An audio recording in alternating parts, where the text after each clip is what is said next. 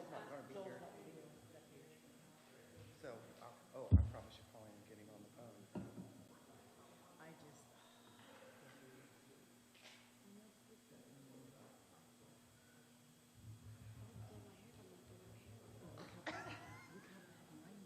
I did put lipstick on. Hey, Joel, it's Bobby. Are you going to be able to do this by phone? Okay, we got about 4 minutes. You want me to just call you back when we're ready to start? Okay, all right, thank you. Did you know that there's a chance of there's like a good chance of rain? Just for part of this. 7 minutes.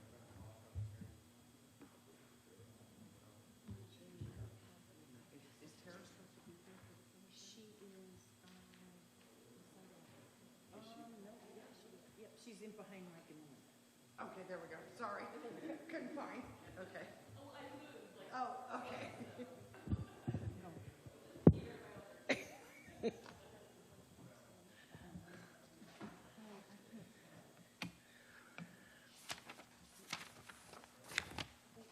Right, in this 14. Uh-huh.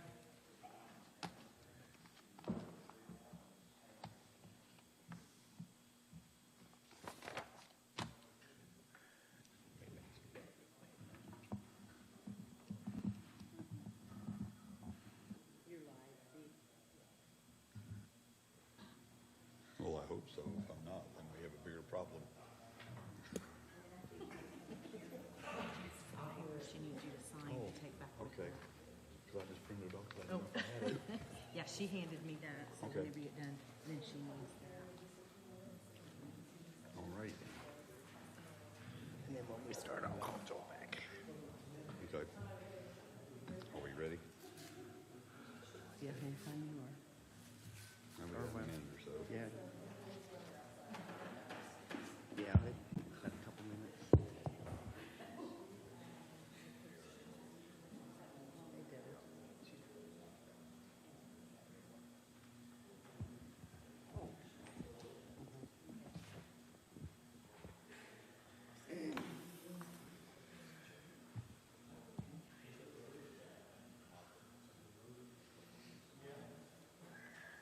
We can go.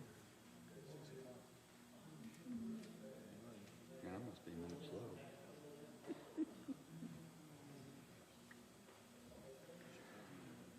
You have time? Ready? Good. Yep, I'm calling Joel.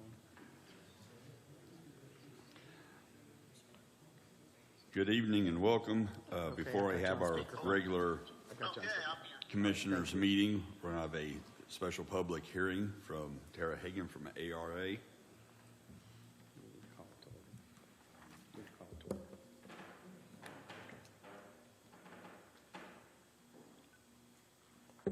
Good evening. Again, my name is Tara Hagan. I'm with Administrative Resources Association, and we are the grant administrator that helped do the COVID-19 supplemental Phase 3 grant. And this is the public hearing to provide interested parties an opportunity to express their views on this grant. That was for small businesses that received, and that was received from the Indiana Office of Community and Rural Affairs through the State Community Development Block Grant Program. The county was awarded $240,000 on April 17th, 2023, and it provided business grants for small businesses impacted by the COVID-19 pandemic. The purpose of the funding was to retain jobs for persons of low to moderate income in Henry County. The county expended $6,000 in non-CDBG or Community Development Block Grant funds on the project from the county's Food and Beverage Tax Fund, and this project resulted in no displacement of any persons or businesses. The county distributed the $240,000 to 39 businesses with an aggregated beneficiary count of 222 individuals, which calculated out to 83% low to moderate income persons. Interested citizens were invited to provide comments via written comment, and those comments could have been sent to ARA, but we received no comments. Debbie, did you receive any comments in your office? No. And if there's none, if there's any comments from anyone in attendance tonight, you can just come up here, state your first and last name, and make any comments. And I will let you know there is a sign-in sheet going around the room right now, and so that has already been started by some people. So if anyone has any comments, I'll step aside.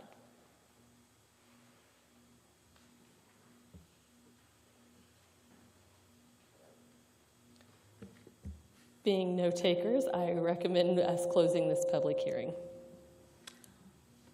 So moved. So moved. Second. And you need a paper sign, don't you? Yes, please. That's a disclosure report that has to go for the closeout insurance.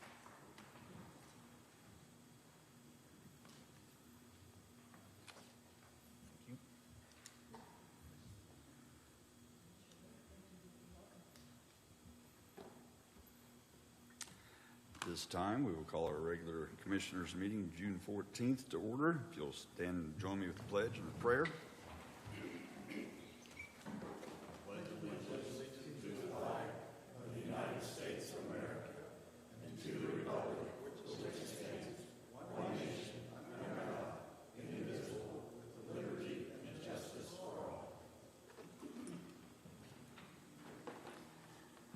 Heavenly Father, we ask that you bless this county.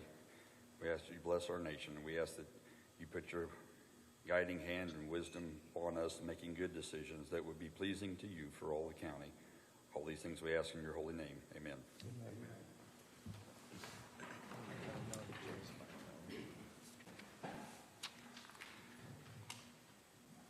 Have the commissioners had an opportunity to review the minutes of the previous meeting? And if so, do I have a motion?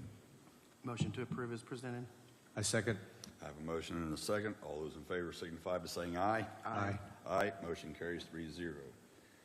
Commissioners had an opportunity to review the claims, and if so, do I have a motion? Motion to approve claims as presented. I second. I have a motion and a second to approve the claims as presented. All those in favor signify by saying aye. Aye. Aye. Motion carries 3-0. Commissioners had an opportunity to review the payroll, and if so, do I have a motion? Motion to approve payroll as presented. Second. I have a motion and a second to approve. All those in favor signify by saying aye. Aye. Aye. Motion carries 3-0. We have in reports the monthly report from the clerk. Do I have a motion? Motion to approve. Second. I have a motion and a second to approve the report. All those in favor signify by saying aye. Aye. Aye. Motion carries 3-0. I have several food and beverage claims for one for the Jordan Arena for the amount of $1,131.84 to Pritchard's Backhoe Service. And I have another one for $2,884.62 for IMI for sand, and another one for $21.63 to IMI, I believe, for the same. And one to Kyle Kimball for $1,875 for work done in conjunction with that. And then I have the semi-annual bond payment for $60,172.50. Do I have a motion to approve these claims? So moved. Second. I have a motion approval, and a second. All those in favor signify by saying aye. Aye. Aye. Motion carries 3-0. I don't see anybody from EDC. So we'll go on to the Baker Tilly affidavit. Do I have any discussion on it? So these reports are just the annual reports of what the bonds we have, what we've had over the last 5 years, all of those. They're just an annual report. Is that correct, Debbie? Yes, these are sent from, we have to send these in to the government, federal government. When Baker Tilly prepares these. Prepares them. Okay. So I have a motion to accept that report. So moved. Second. Motion is made and seconded. All those in favor signify by saying aye. Aye. Aye. Motion carries 3-0. Next up, Rebecca.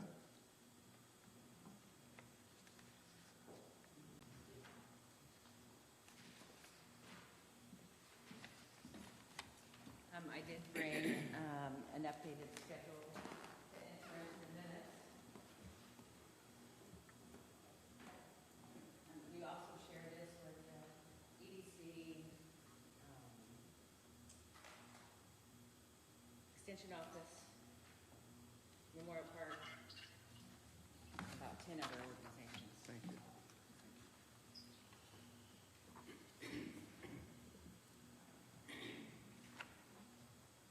This is two of our executive board, Joy Miller and Kathy Johnson. Our vice president wasn't able to be here tonight. I will say that we are hovering around 150 days of show and clinics for our members. We also have monthly board meetings that members are also invited to. And we're still hovering around between $4 and $5 million of annual economic impact. We did see a little bit of a downturn in the last 3 years due to one show moving to Cloverdale. They actually are coming back next year for the Indiana State Show. But we still have a competing show in Kentucky that's AQHA approved that has caused our largest annual show to decrease a little bit. I have been speaking with Ken and Gray in regards to the food and beverage tax. We're still waiting on the state approval. I did get with the contractor and the architect. We did get all those forms signed by them and resubmit. So hopefully I can speak with Kevin Hansen at the state tomorrow and have an answer that maybe will be approved to start on that adjoining barn. We did have to take, it was going to be adjoined. We couldn't adjoin it because of the square footage made us have to put in the sprinkler system. Of course, that's way out of the realm of our affordability and the affordability within the grant also. So I think we're just going to join it with an awning that's not connected to the building so that we get past that requirement. Other than that, we're doing great. We've actually added a lot of new shows, and we're trying to, this year we added a November show, and I think that we're trying to fill that in between the October 28th and 9th show. I have 2 more shows in November, and having that additional arena right next to that arena will make a big difference on how many more shows that we can add at least. I don't really don't want to go past November, and we don't want to go before March, just because of the weather. We don't want to put heat in that building, that's for sure. Have any questions for us? Thank you. I think we're good. Thank you. And I did get you all the paperwork, and just so you know, our accountant has also asked for an extension this year through November 15th. So it's kind of shocking. You think you're done, and then at the end of the year you get that. But we do usually do our annual report right after the last show so that we can kind of sit back and relax over the winter time. So we'll get that to you as soon as we can get that. Thank you. Okay. Thank you. Thank you. Next up is on our itineraries for harassment training. And I guess Josh Estel is not here, so Bobby's going to address that.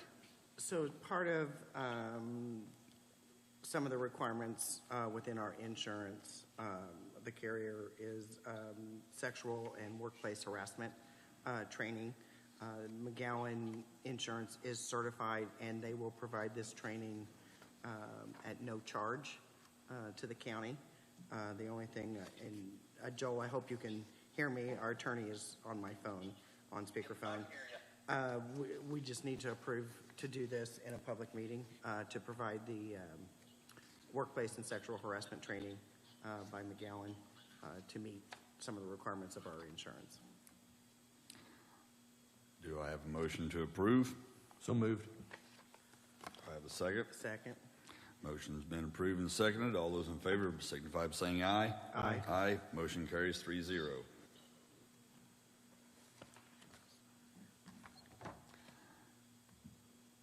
Okay. You're good. I don't see anybody from the health department. Auditor's Office. Mr. Copeland.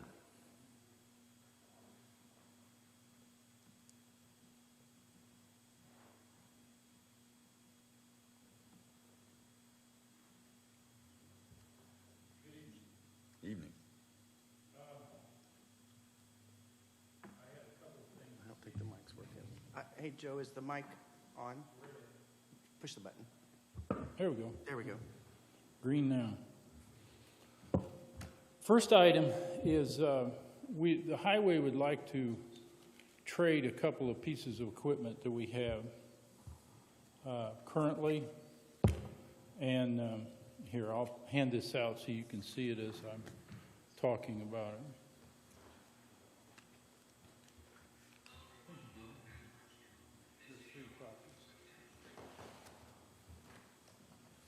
Thank you.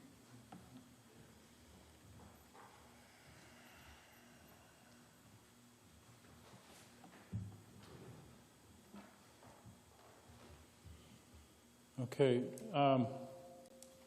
What we're looking for is an excavator that's a bit smaller than the JCB. All right, so we were looking at a 29,000-pound machine. We found a case, a used case, with less than 700 hours, and we've been renting it some to see how it's working out. It has rubber tracks, has 102 horsepower, has a blade, a thumb, and 3 buckets with it. So the 2 pieces of equipment we'd like to trade in is the JCB, 2010 JCB, and the 2001 Grado for this machine. So since this machine, the total is $88,325, and since this machine's between 50 and 150, I went out and asked for additional quotes. Used, okay? So I sent to Westside Tractor, who's the first one you see. They didn't have used, all they had was new, so he gave me a price on new. The second one we sent to was Southeastern Equipment. I sent him an email, and that email is back on the next to last page that I sent him asking him for a price on a used machine with those specifications. Those are the same specifications for the case, okay? Not heard from him. I sent him an email this morning, said, hey, I need that price, and I've gotten nothing. So I did get one, of course, from Westside Tractor. That total price is $237,352.99, and the price for the used case was $159,125. Considerable difference.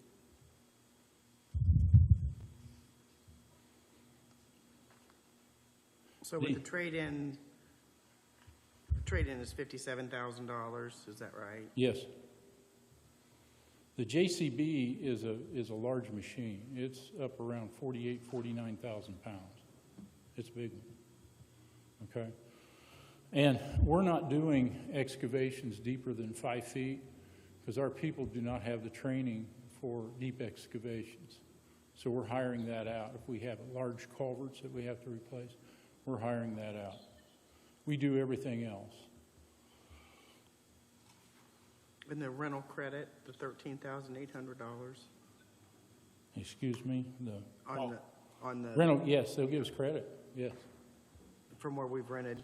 Yes. Sure will. So that brings the price down to the $88,325. Yes, sir. And I asked this of everybody. You got it in your budget? Yes. Yes. I ask everybody if they've got it in their budget. Yes, it's in there. Joel, do you have any issues with, because I know it's the 3 quotes required that he's reached out, but we haven't received anything from the third one? Yeah, I think that's fine. As long as he's made the attempt to solicit the third quote, that's fine.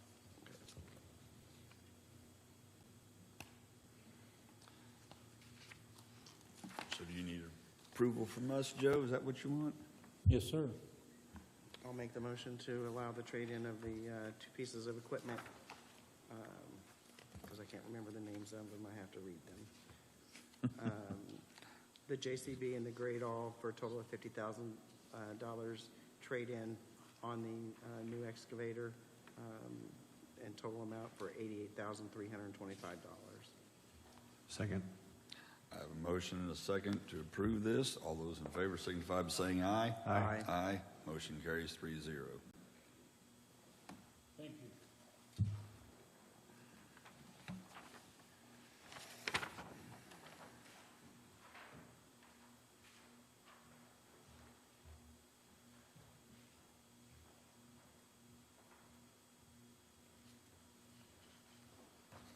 I wanted to bring your attention to a problem that could come up, and it's getting closer and closer. What I've given you is the top portion is the GIS mapping showing the trail across the county from the Knightstown area over to the Louisville area. Of these, some of it's in, some of it is proposed.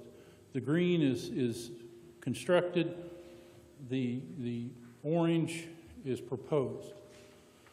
I've listed 5 bridges, trail bridges, that go over our roads. There is an additional one, but it's in better shape than these. They are deteriorating pretty quickly. And you can see by the pictures, especially that one in Louisville, it's looking pretty shabby. 775 West has been hit with trucks, and you can see the concrete that's deteriorating above where that steel was hit. We've got wing walls that are deteriorated. Some of the indents are deteriorating. I just wanted to bring it to your attention that someday somebody's going to fix this.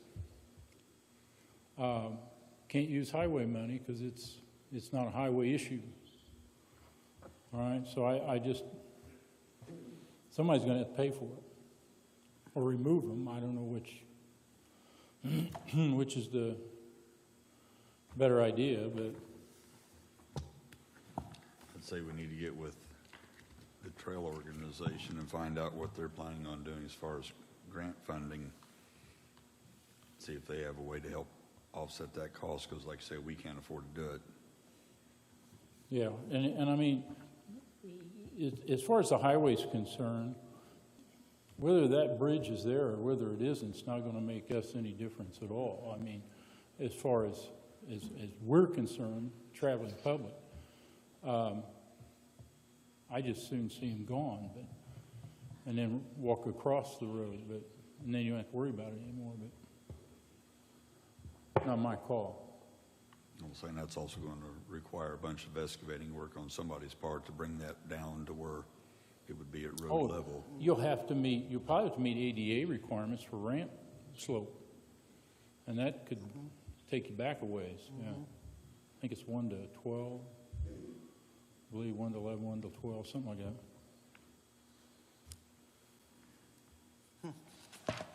Well, we'll have to get with them, and Yeah, 'cause they'll have to get a they plan own- together. Because they own the property of the trail. I guess thank you for bringing that to our attention, as depressing as it is. Well, I mean, I see it keep deteriorating, and you know, I don't want that concrete falling on a car, especially windshield. Right.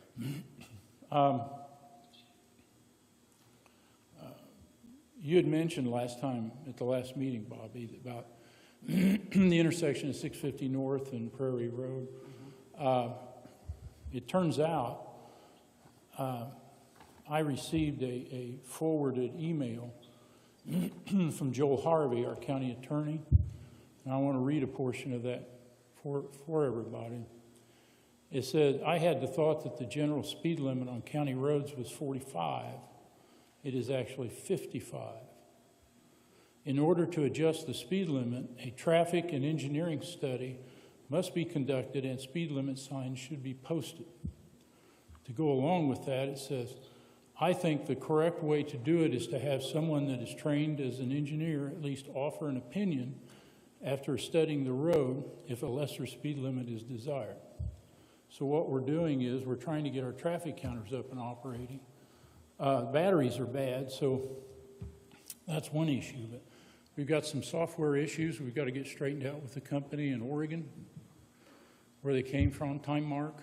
And once I get the software running, we're going to buy new batteries. It's not that expensive. Buy new batteries and get them out there on the road so we can get a count and a speed. And then once I get all that information together, then we'll be on our way. Okay, but I've been going back and trying to get a hold of these people in Oregon. They're Pacific time, and they're not returning my phone calls. I did get the new software downloaded, but I need a special key numbers to get it to run. So I sent that in to them, asked them if they'd give me the new numbers so I could run it. Because I have the old software, but it'll only run on the computer it was on before. So I had to download a newer version or another bunch of software so I can run it. So once I get software and the batteries, we should be able to set those counters out there and get the information we I need. have reached out to DLZ to talk to them about that intersection, the site, all the requirements. The gentleman that I was told I needed to, Lori Christie actually sent an email to this gentleman, carbon copying me, asking the question.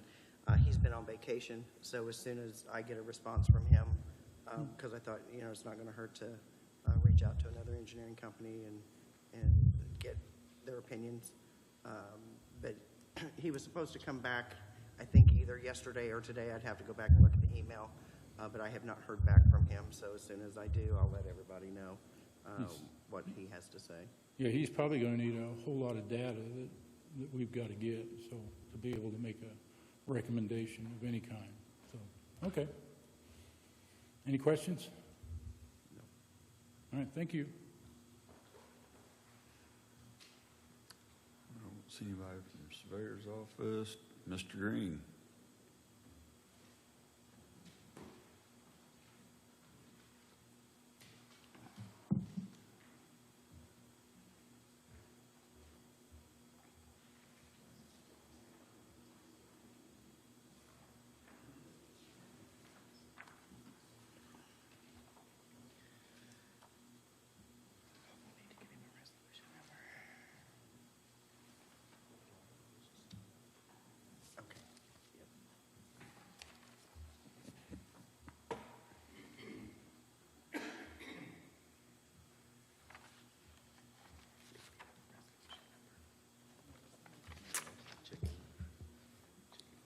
Sorry, I'm going to laugh. I have never heard of an urban chicken. They're pretty fancy. They are pretty fancy. That seems to be a term that's been adopted across the country for chickens that are allowed in what is primarily residential areas. I guess it's as good as name as anything.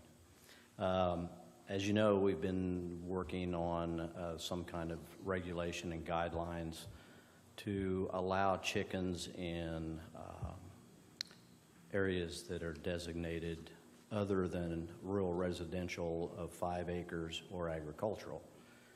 Those are, in both of those areas, you're allowed to raise chickens with no limitations.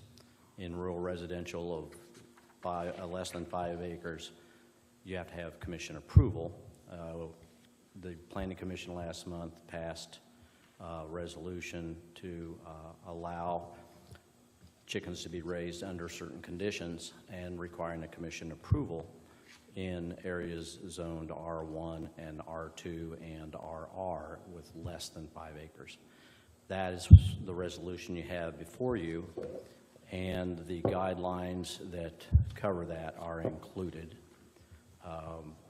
Our office would issue a permit for those people that wanted to raise chickens in those areas, and they would get a copy of the resolution and the guidelines that they will have to adhere to. Joel, do you think Steve needs to read the resolution? I don't know if he necessarily needs to read the resolution in its entirety. Probably the actual part where it says being resolved and indicates what's exactly in it. Probably the substance of it should be read. Probably, The second paragraph here. All right. Whereas to allow homeowners the additional utility of their property and to improve quality of life for residents, Henry County Commissioners believed it is in the best interest of the county to permit residents in areas zoned residential R1 and R2 and under the guidance of the Henry County Office of Planning and Zoning to keep a limited number of chickens on their properties. Now therefore be it resolved by the County Commissioners as follows.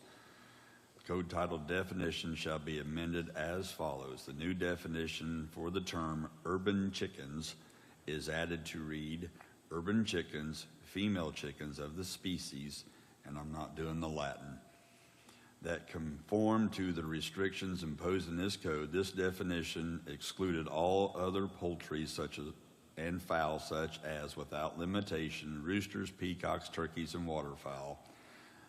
Code titled permitted uses, accessory uses, and commission approved uses. The use urban chickens be added and be noted as a permitted use in areas RR 5+ acres and as a commission approved use in areas zoned RR 5 less than and R1 and R2. Notwithstanding anything in Title 1 in the Henry County Development Code to the contrary, a person living on a parcel of land zoned RR1, R1, or R2 may keep urban chickens with the approval by the Building Department, Office of the Zoning Administrator, or the Board of Zoning Appeals, provided that the following conditions are met. No roosters, male chickens, shall be kept under the provision of this ordinance. There shall be no more than 6 urban chickens on a parcel. Urban chickens must be kept completely and securely, always enclosed and under the control of the owner and on the owner's property. Free-range chickens shall not be allowed on residentially zoned parcels less than 5 acres. A chicken coop or enclosed structure for the harboring of the chickens that provides shelter from the elements shall be provided. The chicken coop shall be situated in a minimum of 10 feet from the property lines and 50 feet from any neighboring dwelling existing at the time of issuance of a permit to raise chickens, and a minimum of 10 feet from the principal dwelling. A freestanding coop shall be 10 feet or less in height, and the coop must provide at least 4 square feet of space per chicken. If on a property zoned rural residential consisting of 5 acres or more, an enclosed run need not be provided if the coop is located inside an area completely enclosed by a fence of not more than 6 feet in height. An enclosed run is an area to be provided to be no larger than 100 square feet. No run shall be closer than 50 feet from a property line that adjoins a property and a dwelling located within 50 feet of the adjoining property line. Urban chickens and coops shall be combined to the rear or side yard of a property. Chickens may be permitted in the side yard, which is parallel to the rear of the house. Any urban chickens kept in accordance with provisions of this section shall be for non-commercial personal use only and may not be slaughtered on the property. The chicken coop shall be maintained in a sanitary condition and in compliance with all applicable health regulations and the state of Indiana and Henry County. Chickens shall be kept in the coop from sunset to sunrise. All food and waste material shall be stored in covered containers with tight-fitting lids and located within a minimum of 50 feet from the property line. Chickens in their enclosures shall be kept neat, clean, and sanitary conditions, free from offensive odors, excessive noise, or any other condition that would constitute a nuisance. Restrictive covenants regarding the keeping of livestock or poultry that are in existence at the time of the adoption of this ordinance are binding. The keeping of chickens is an accessory used to a single-family dwelling. The sole purpose of keeping suburban chickens is for the private consumption of eggs by members of the household and not for commercial purposes, and in no case shall any product produced or made as the result of any keeping of suburban chickens as provided in this section shall be offered for sale on any property zoned for residential use. Any urban chicken permit must be obtained from the Office of Building and Zoning. If a CAU is needed for the property, a CAU becomes non-valid if the property is sold or changes ownership. The new owner may apply for a new CAU. During the CAU process, Planning Commission may increase a setback if an objecting party or parties and an applicant can come to an agreement regarding a setback distance other than the minimum required for this ordinance. So because I sit on the planning commission, this came to us because a lot of people in the smaller communities that are zoned R1, R2 are interested, or there's always been an argument of why can't we have chickens, whether it's Louisville, Strawn, Dunreath, wherever. And so the planning commission tried to come up with something that not everybody's just going to go out and put up a bunch of chicken coops, but they have to go through a process and meet certain requirements to do so. So I think we came to a pretty good compromise of allowing them in R1 and R2, but at the same time taking the neighboring properties into consideration and requiring a CAU. So if somebody wants chickens and everybody around them does not, and they come and protest, they could potentially not get approved for having chickens or a chicken coop. That's correct. Did I summarize that all correctly? So what is the wish of this board? Is there a difference between an urban chicken and a suburban chicken? Just a typo. I thought that when I read it, but I wasn't going to pick on you. Yeah. And maybe those are chickens that are fond of Chevrolet products.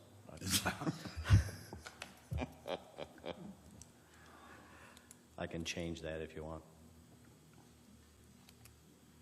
I don't think the chickens will know the difference, but I guess we're all right. I don't think they will.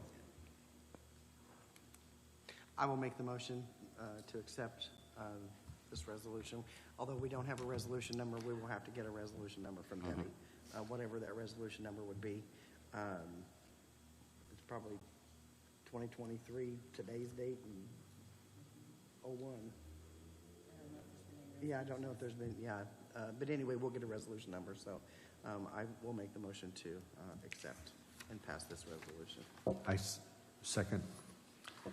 Motion's been made and seconded to approve this resolution. All those in favor signify by saying aye. Aye. Aye. Motion carries 3-0. And I will make one other statement. There's a lot of people in that's zoned R1, R2 already that actually do have chickens. Yes, there are. And this will give us, the word is escaping me. Whatever word, I can't, it's Sure. escaping, sure. Yeah, Sorry. there are, and there's been some that have had them for many, many, many, many years. This should help those that already have them, and other people call up and they say, well, the guy down the road has them. Well, I can't let you do it because he's not supposed to. This will at least allow everybody to participate that wants to. Thank you. The second thing I have here is a joint resolution designating a single agency for building regulation between the county of Henry and the town of Cadiz. Cadiz and some of the other towns in the county don't participate in our planning or inspection programs. A few of them, of those towns, and you know which ones they are, especially Joe, kind of no man's land when it comes to about anything happening in some of those towns. I believe the last town that had not been a member that came into the family was Strawn. Is that correct? I think it was, wasn't it? Probably, yeah, but that's been It's- 14 years ago, probably. Yes, it's been a long time. Yeah. So Cadiz wants to grow a little bit. There's been a lot of interest out in through there. Some of the things that have been done recently, since there are no guidelines, have not been done to the satisfaction of the people trying to get Cadiz dragged into the 20th century. So we've been talking with them. I've reached out to all the towns in the county and offered our services if they want to participate. Kennard has showed some interest, but they can't seem to get everybody to agree to participate.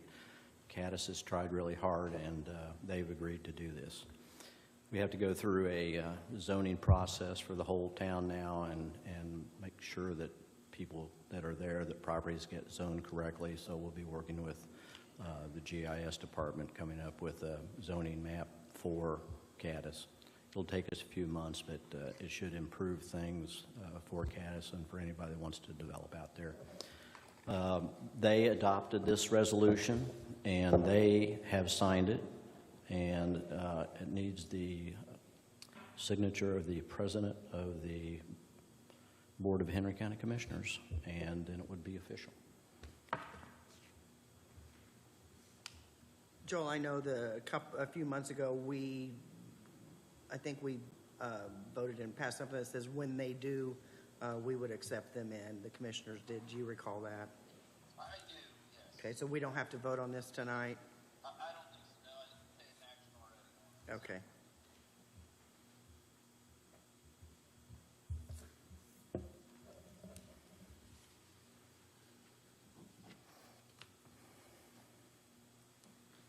That's all I have. If you have any questions.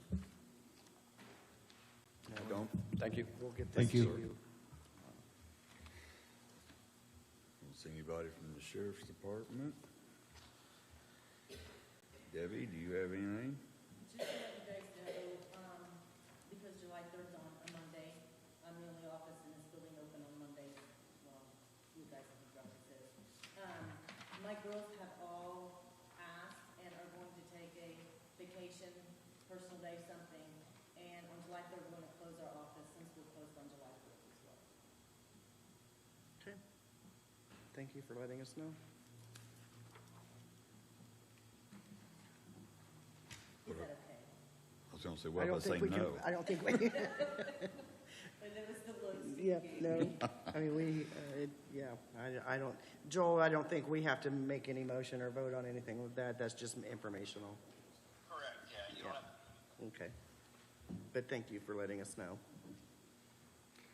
I don't see anybody from the clerk's office. Rita?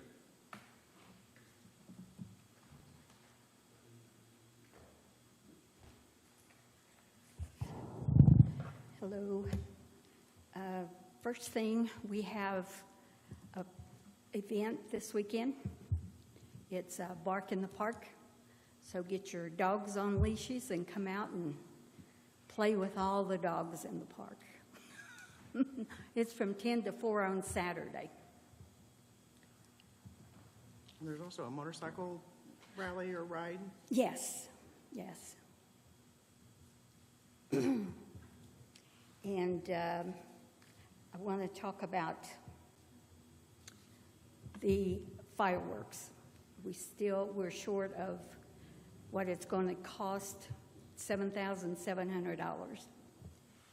Does anybody have any ideas? We've put it in the paper, we put it online, and that's all the donations that we got. We also had like $10,000 carried over from last year, so, we're not, next year we may not have anything from the way it's going. But if anybody's got any ideas, let us know. You've already reached out to all the local businesses and We sent out 150 letters, and they've made phone calls. So, was there much response? no And response. this motorcycle rally is to benefit the fireworks fund. Yes, the Correct. motorcycle rally, and they're going to sell hot dogs. We are at the park for the Bark in the Park. Whatever we make there will go to the fireworks. And we're going to take up donations on the 4th of July, and whatever we get from that will go with it. So we might get, enough we may get down to about 5,000 maybe, hopefully. But we still won't have the 40,000 that was a quote that they gave us. And we had an electrician look at the 4-H barn, a different one. The first one that we had didn't want to install an overhead line. So JR's had another guy out there looking, 2 of them. Yeah, I was out there today with him. Oh, okay. And hopefully we'll know something by the end of the week. Well, I can tell you right now, the one that was out there today asked that if the park would agree to pay for anything under $2,500, and he looks for it to be $1,700, he will replace all the outlets that are defective and the ground lines that are messed up in the rabbit barn and to the other barns. As long as someone promises that they will pay him for doing it, he will start it this week and get everything repaired out there before the 4-H fair, because if we wait till the end of the month, he probably will not be able to get it done before the 4-H fair starts. Yeah. So if you're in agreement or willing to cover that for them, JR paid for all the stuff that was done today out of his pocket. He agreed to pay for everything that they did today, which was to start doing outlets and some of the boxes that were out there, and said that if we would ensure that he got paid, he would go ahead and start with our approval. And how much would it be, our portion of it? $1,700 is all he's wanting right now. That's where he's at. I don't know if I can do that without getting a vote from the rest of the board. Do you guys know? He would be willing to wait if he thought that we would do it. I told him I didn't see a problem, because I don't either. first and foremost, it doesn't matter. We need to have a safe 4-H fair for the kids and livestock and all visitors and anyone else on that property. Yes. So first and foremost, that needs to happen. And I will send a text to all of the board members, but I don't see a problem because we all want it to be safe for the kids. And he agreed that he would go ahead and start the work. He didn't think it would exceed $2,500, and when he left, when I was talking to him, he was at $1,700 was where the rough guesstimate was to go ahead and get it done, and I thought that was very reasonable. Okay. I didn't think, because he's replacing roughly, I believe it was 50 outlet boxes and 1 fuse panel and 2 or 3 ground rods, I believe it was, maybe. Does he think that? He believed they ran a tape into the rabbit barn, and down they disconnected the floor outlets that are in the rabbit barn right now, because half of them did not work anyway.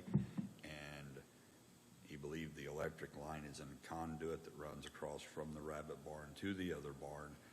So he's not sure that's actually the cause, but since the other grounds were not hooked up in the other boxes, he thinks it's back feeding through there, and that's why people were getting shocked. But he also made the statement that until you recreate that issue, he won't know 100% for sure that this does it. But he did offer that during the fair, if it does happen, to call him immediately, and they would try to send someone out right then so that they can get an idea of exactly what's going on and fix it. Okay. So that was the report I got from him. Does Casey know who he is? Probably not. Okay. Was she out there today? I did not see her when I was there. If she was there, she wasn't there when I was there. Okay. It I'll was get a hold of Shaw, JR. so it was. So I'll get a hold of JR and find out who it is, and after I talk to all the board members, but I'm pretty sure it should be because okay. he asked me to call him. It's Don Shaw's who it is. Who? Don Shaw. Oh, And he Could you asked call me- a special meeting for Yeah. Monday? Well, 48 hours. Yeah. You can do yeah, Monday? tomorrow morning.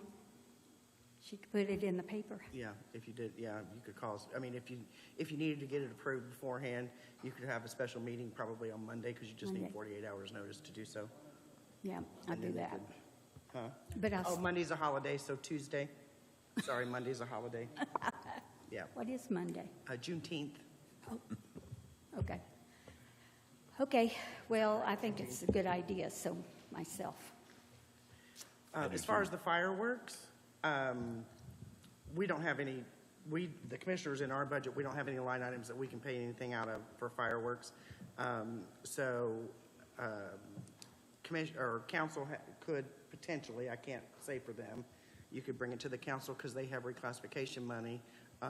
Or I think you've got about $52,000 in your non-reverting rental fund as well. Don't know how much is in there, but, I checked today, it's $52,000. I don't know if you have any outstanding claims. well, now, next year. somebody- It'll all have to be discussed at budget time and see what the council does with our Okay, budgets. if they can, Yep. I mean, we didn't. I mean, they may be able to budget some money into your funds to cover it. Because these 2 last years is the first time we've ever had to do it. So, Well, it's always been donated. yeah, and it's not, It's always been donated, so. okay. I will let you know as soon as I talk to them. Okay, thank you. Nobody from Jody, nobody from Quarters. Butch.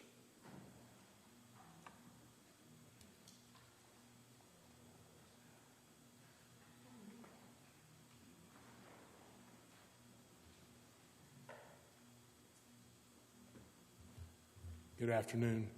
I just wanted to give you an update on a couple of things. One, about a year and a half ago, you graciously gave us 911 the money to purchase the portable 911 dispatch equipment.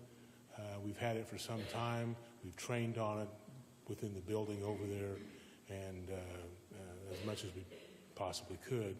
Today, since I'm the only emergency service personnel person here, they must got all tired today. But today we had the active 911 shooting exercise down at the high school, 4 of them. And we participated in that. 11 or 12 of my dispatchers participated in it also. We took the equipment down there and we set it up just as we would in a real true emergency. And, you know, there was some glitches here and there, which is what the training was for. It's an exercise to try to figure out where we had some deficiencies and what we need to do, not just us, but law enforcement, fire, and EMS. But it did pretty much go off with a hitch. All the bad guys got killed. All the injured people got taken to the hospital. So that was a positive thing all the way around. But I just wanted to tell you that the equipment that you did purchase, we put it to use today for the first time outside that building. And it did function. It did work. Some of the law enforcement, fire, and EMS personnel that came in and looked at it and seen what it was doing, you know, they were sort of at awe that we had that equipment. So thank you for having that. And I was there and watched them in action, and it was nice to see. I think the first thing I said was, oh, wow, it's nice to see this in action, that I knew you'd been trained on it, but it never been. And thankfully, we've never had anything to take it to a mobile unit to be put into action, but it was interesting to watch. It's just like not too long ago, just before we got the equipment, we had the car that drove into the building over here and hit the gas line, and 4-block area got evacuated except for us. We had to stay there and dispatch because we had no equipment to go anyplace else to do anything and didn't want to shut down dispatch. In this type of situation, we could have grabbed our equipment and went down to the ambulance building and went out to the, well, it wasn't there then, but now we could go out to the new jail. All we need is a couple 110 outlets, and we're up and operational. We can take 911 calls, administrative calls, we can dispatch. The only thing we really lose is the mapping capability and VHS, but we can do it all the rest of it. So it was a positive thing. It was. Thank you. And it was interesting to watch the training, wasn't it, Joe? It really was to watch. It's sad that we have to do that, but it was very interesting, I will say. I don't see any other departments. Cindy from the chamber, do you have anything? Oh, I didn't see Cindy sitting there. It's because I'm short. Is that why you can't see me? Mike's hat was blocking. Oh, yeah. Good evening. I am Cindy Brooks with I'm Member Services with your Newcastle Henry County Chamber of Commerce. Since the meeting was changed, the next meeting I will have our youth ambassadors with us. So most of them work in the evenings or have practices, so they're not with us. I have 9 students from the county that are part of our youth ambassador program, and they're going to be doing things such as our meet and teach speakers will be there. We have several great speakers. Shonda Kane was one of those, the director of our chamber. Corey Murphy, Cindy Kiner with HR Connection. We'll have Michelle Fraser. She's going to be talking about investing and their futures and what they need to be doing now for retirement. Eastern Indiana Works will be there. Whole Heart Communications, our Newcastle Main Street, and then we'll have Focal Point Business Coaching also be working with them this summer.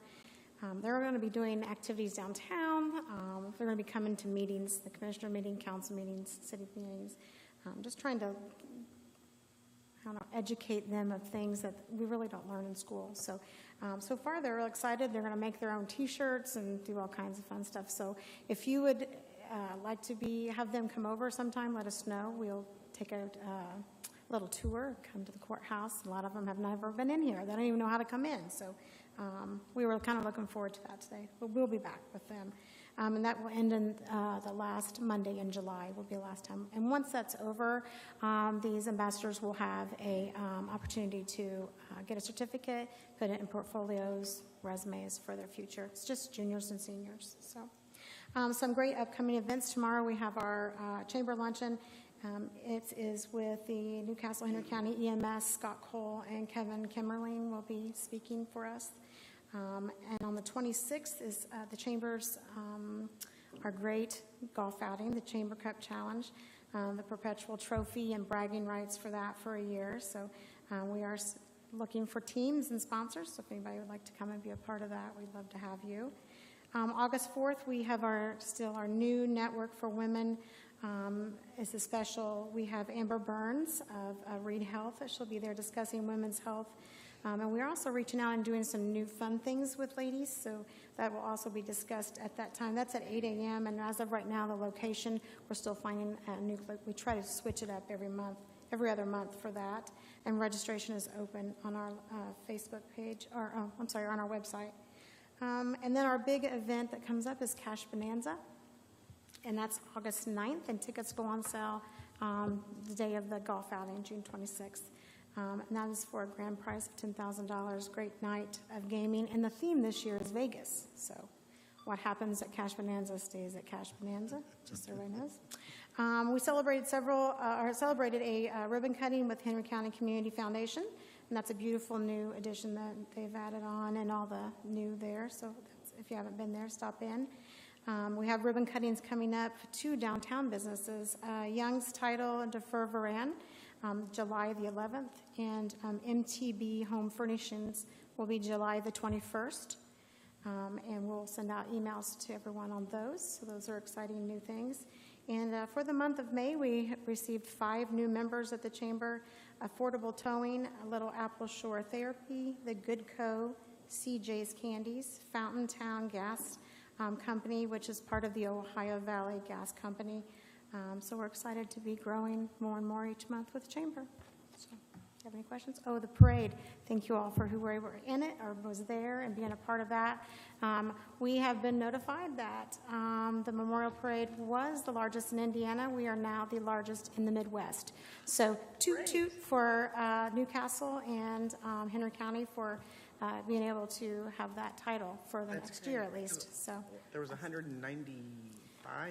I think we, at the end with the additional, we had 198 registered, so I think over 200 by the time we got everybody in and counted up. So, yeah, it was a very long parade. It was a very long parade.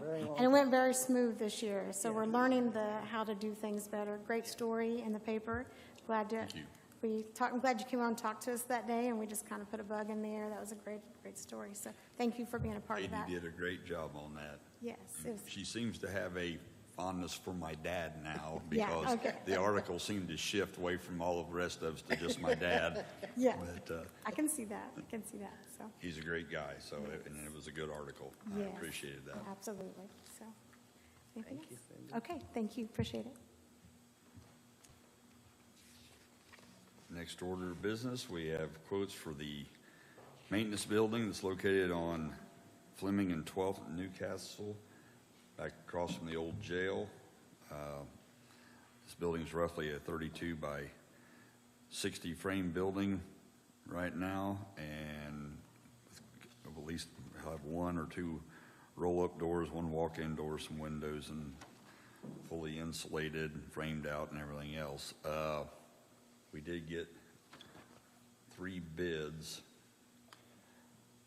Not all of them included demolition, so we have one from Taylor Construction for $151,000, which basically included removing the existing building, and in its place, this building will have 12-foot walls, fully insulated, metal clad on-site, and have an ADA restroom. Scope of work, they are going to take care of all approved state, local permits, prints, drawings, and I believe they are going to demo the existing concrete slab and foundation, dig up any necessary footings, use standard post frame practices, and construct the building, prepare the ground for the new concrete floor, pour a finished 6-inch concrete, smooth finish, and pour a 4-foot wide approach apron in front of the garage door and the man door. Install heavy gauge pole barn style metal on all exterior walls, roofing using screws with neoprene washers, 110 by 10 overhead insulated garage door, 36-inch wide commercial steel man door. Install the electrical and lighting as needed to meet owners' needs and local building codes. Install necessary plumbing lines, fixtures needed for the new ADA restroom. Fully insulate the entire shell of the building. Install barn-style metal on the interior walls and ceiling of the entire building. Drywall on the walls and ceiling inside the restroom. Apply multiple coats of drywall to achieve a smooth finish on both walls and ceiling, and 1 coat of high-quality Sherwin-Williams primer, and paint walls and ceiling. It says they install the necessary trims at base and around the doors, clean up the hallway, all debris during construction. Any additional work not stated will be done at additional cost. This total bill for that estimate was $151,000. Second estimate we had was actually done on a 40 by 60 and was installed treated post, 8-foot centers, install 4-inch concrete floor, 12-foot walls, 2 by 4 purlings, install trusses on 4-foot centers, 1-foot overhang, 12-gauge metal on the outside walls, and trusses at a 90-mile-an-hour wind warranty. Install metal and soffit overhangs and install 6-inch gutters and downspouts, 10 by 10 roll-up door on the sides, and 36 by 84 heavy-duty service door, frame in an office area, install spray foam insulation on walls and blown in the attic, and install metal on the inside walls and ceilings and wiring, and 10 LED ceiling lights, material and labor furnished, complete cleanup. And their price, $130,000. And then wide span structures, basically gave just a quote for the building with a leg height of 10 foot, enclosed sides, enclosed ends, 36 by 84-inch heavy-duty door, 30 by 53 double pane, 30-inch by 53-inch double pane windows, 3 of them, with a 10 by 9 roll-up door, insulation, and 90-mile-per-hour wind rating, frame out, fully insulated, and plans fully included with no demolition was $51,500 just for the building alone. And that doesn't include any interior No interior finishing. That was just framing and insulation just for that building. So, Joel, so this building currently, I believe, is in the historical district area. So we would have to go to the historical HPC, I never can remember, it was historical preservation, in front of them to get permission. So I'm not sure how to move forward in selecting one of these. Do we have to select one of these before we go through the historical preservation? I don't think you have to. I mean, I think what you have to do is know the scope of the work you're going to do, but I don't think you have to necessarily pick out a contractor. I think what the Historic Preservation Commission Okay.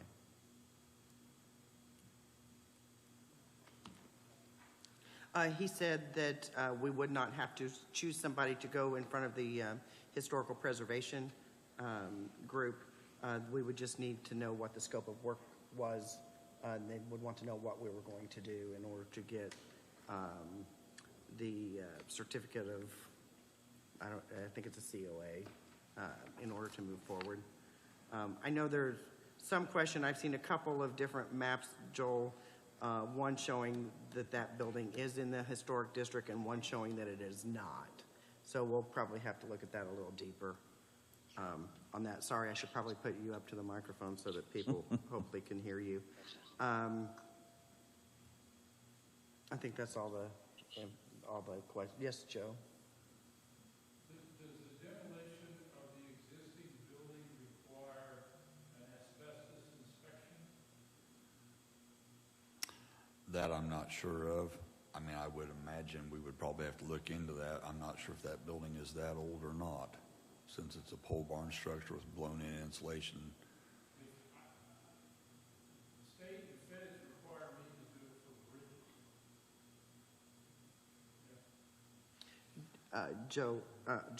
Joe Copeland was asking if the demolition of that building would require asbestos inspection. It might, yeah.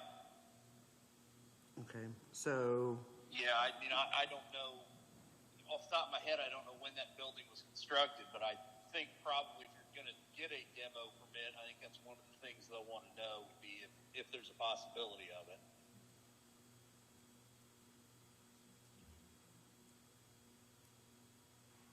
okay, thank you. So right now, we have all the pertinent information to go before them, so since we don't have to actually designate a contractor at this point, do we want to just table the quotes until? Yeah, because I wouldn't want to choose something and then us have some difficulties getting anything, because things may change. They may require something that we don't have in this proposal, so I will make the motion to table this until we go in front of the Historical Preservation Committee. Second. I have a motion second to table this for the time being. All those in favor signify by saying aye. Aye. Aye. Motion carries 3-0. And I have a quote here for a new card reader over at the Justice Center for the amount of $799.86 to replace the old card reader with a new, not that anybody really cares, but a 6005 BKB00 card reader. Estimated ship date at 6/30/23 if we order it today. Labor to install it is up to 4 hours. Do I have a motion? So moved. Pass. Second. Motion made and seconded to approve the purchase of the card reader. All those in favor signify by saying aye. Aye. Aye. Motion carries 3-0.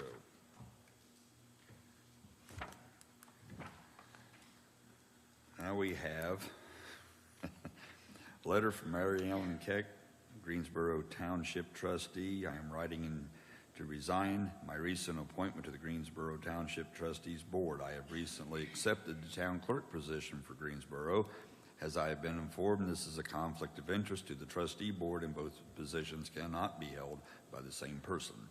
Thank you for allowing me to serve even for the short period of time. So now we need to find someone to replace Mary Ellen Keck, Greensboro Township trustees. Yeah, I'm pulling you up, Joel, to the mic in case you need to answer any questions. So we'll just need to wait for Dakota Clark or somebody else to come forward because I think that she was the second member. I don't think they had 3, so I think they're back down to 1 again. And I will reach out to Dakota tomorrow just to make sure, but I think that they are back down to just 1 Township Advisory Board member, which they can't do anything with just 1. No, that's pretty handicaps what they're able to do. Yeah. I'll reach out and find out and see if he has anybody. He hasn't reached out to let us know of anybody. Sure. Next order of business, Mr. Bruce Aaron.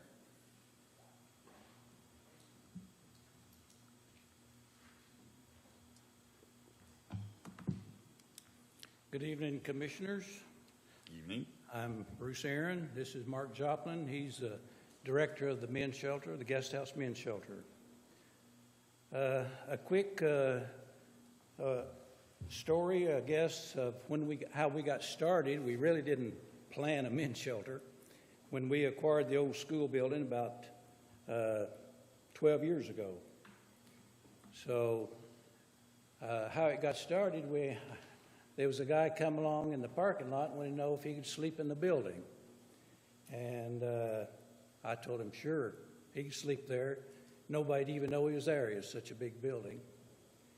So that's kind of where it started. And, of course, he had friends, and 1, then 7. The first winter we were there, we had 7 guys in the shelter. And, of course, they had needs that, they needed food, clothing, bedding. So we started providing for the guys. And that's really how it got started. We didn't plan it. We didn't really think there was even a need for a men's shelter. I mean, I even said that. Because you don't see them, you don't really recognize homeless men. But that's kind of how we got started. And we found out since we've been doing the men's shelter that most of the problems is addictions. And it can be drugs, alcohol, but it seemed like that's the biggest problem. And we know the guest house, men's shelter, is good for Henry County. And we have, at this time, we've had a little over 1,000 guys since we got started. And, we have seen firsthand the changes in these guys. Not all of them, but most of them. And at least we give them opportunities to make a good decision or not. So we would like to continue doing what we're doing because we know it is good for Henry County. And I'd like to give you some statistics, some stats on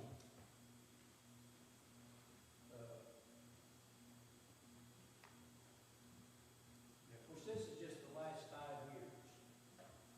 But like I said, we've been doing this now about 10.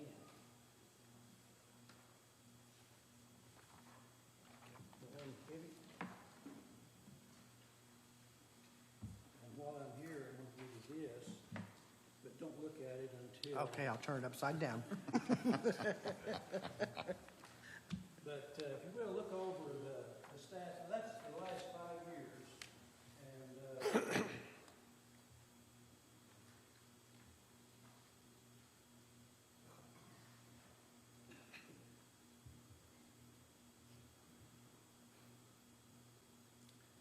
and as you can see, it's pretty active over there.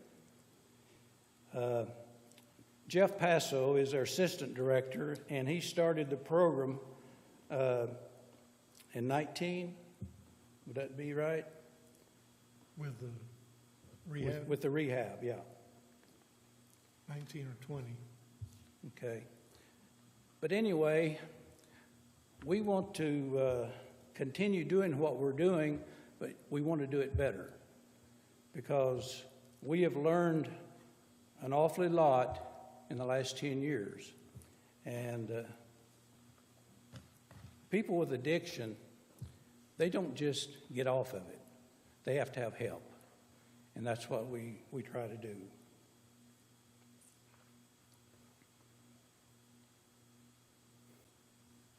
Any question on the stats there?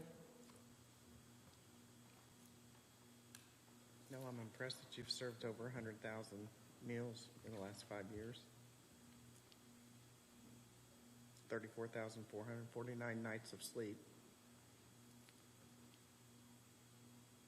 And you've helped 1,053 men since 2012.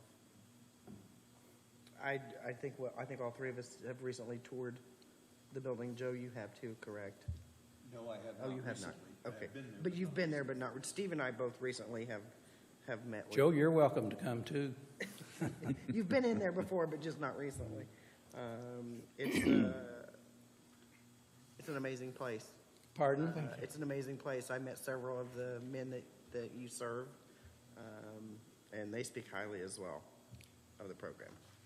If you're ever over there, you might check out in our break room.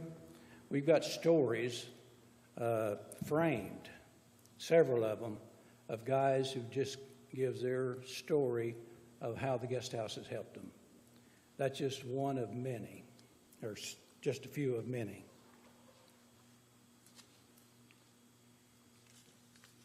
Now you're ready. We can turn this piece of paper over. You can turn that piece of paper over now. So we are appealing to the commissioners from this opioid money for Henry County to redo our roof. We have had problems with the roof even in the very beginning. I mean, when we got the building, it was leaking. But we've patched it for the last 10, 12 years, and now it needs a new roof. Patching is just, it's beyond patching.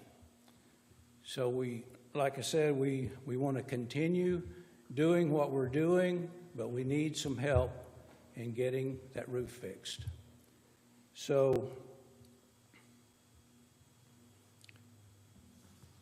we got several estimates, but what we've narrowed it down to is ACR 1 Roofing out of Muncie, which we have the owner of it right here, Joe Jackson, and Paul is assistant or foreman, whatever. And if you have any questions for them, they'd be happy to answer, I'm sure. They're a reputable company, and they did jobs already in Henry County here and all over the country. So we feel like they would be a good company that would put us a new roof on, and we won't have to worry about it. Give us many more opportunities for the building.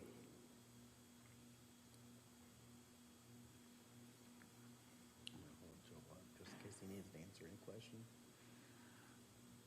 The question I have is, do we have the final parameters of the opioid and how we can spend the opioid yet? No, we talked to the state, who's actually in today, and I think They're still unclear as to what we can do that with. I believe that'd be a good use for this. Oh, I absolutely do. The only reason I asked that question is to make sure that we can. AIC, any guidance on that? Okay.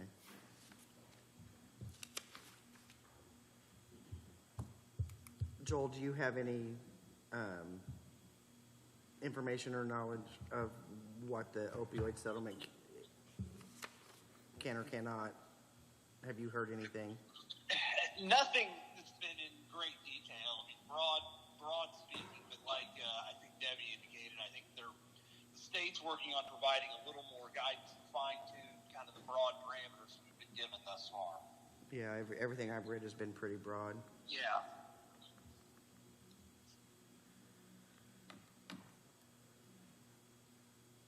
So I guess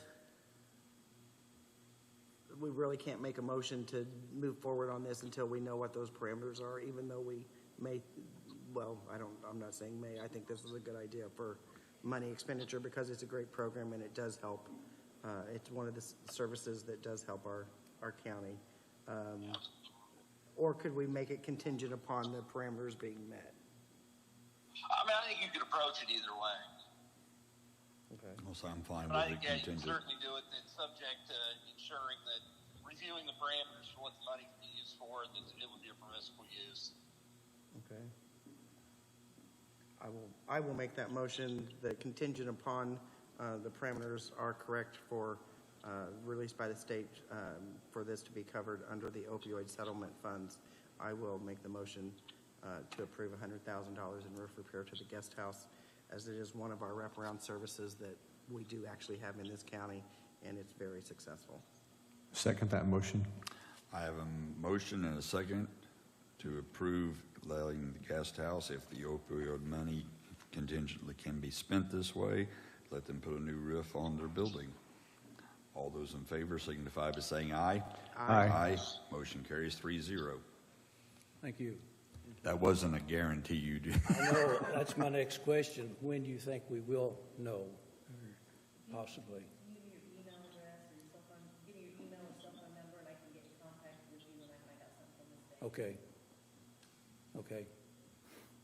All right. Unfortunately, the state's been moving very slowly on this.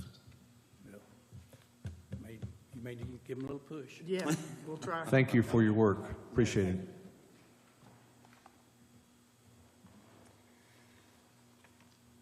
Next thing is resolution or ordinance, I should say, for, well, no, I'm skipping one. Notice to accept proposals for tree trimming work. Board of Commissioners for Henry County is accepting written proposals to perform tree trimming and tree removal work on an as-needed basis during 2023.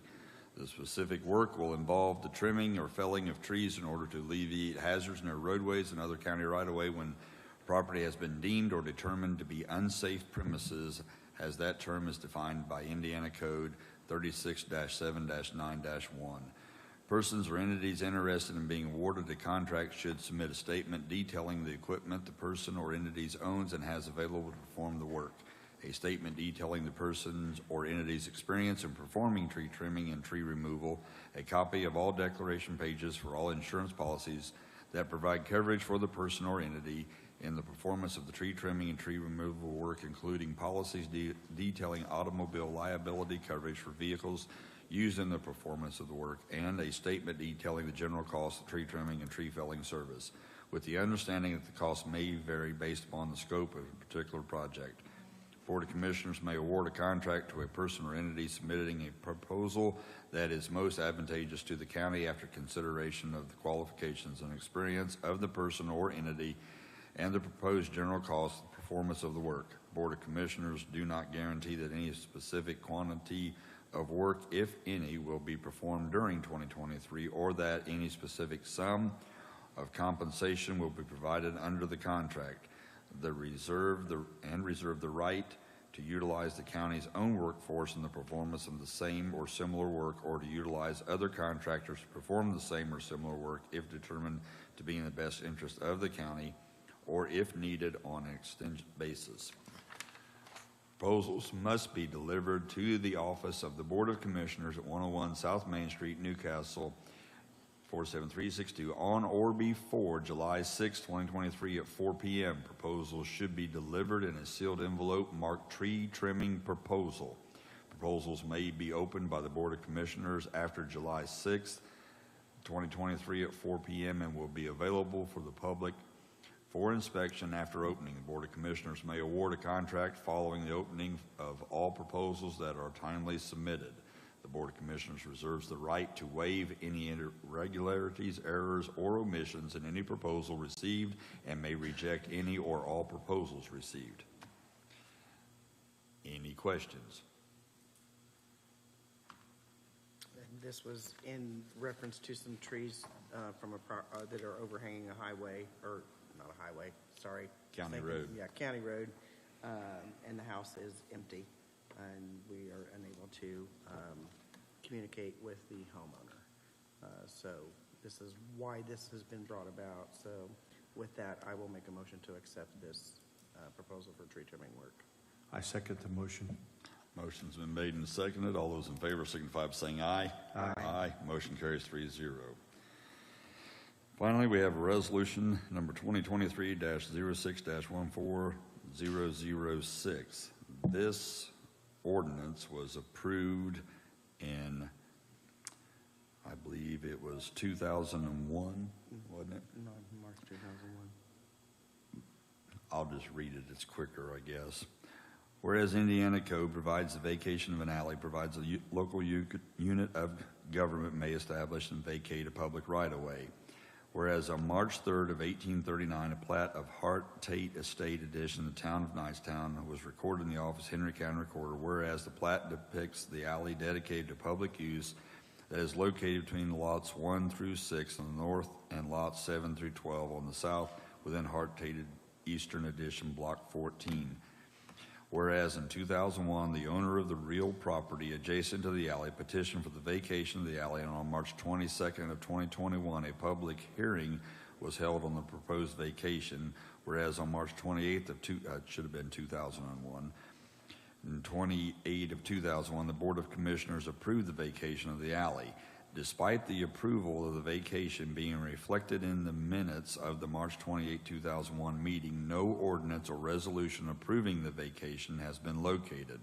Whereas in order to update the county's tax records and maps to reflect the approved vacation, an ordinance which evidences the previously approved vacation should be adopted and recorded, and whereas the alley is not located within any incorporated municipality, whereas vacating the alley will not impair access to any property or impede the flow of travel within Henry County, now therefore it be ordained by the Board of Commissioners of Henry County that the vacation of the public way described below, approved on March 28, 2001, is hereby affirmed, and the records of Henry County, Indiana shall reflect that the right-of-way described below has been vacated.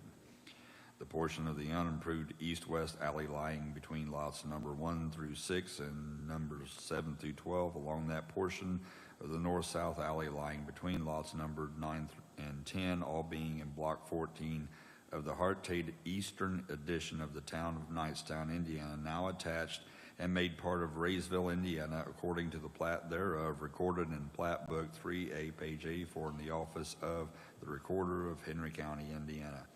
A map depicting the area vacated is attached to this ordinance. The ordinance shall be in effect from and immediately after its passage. Do I have a motion?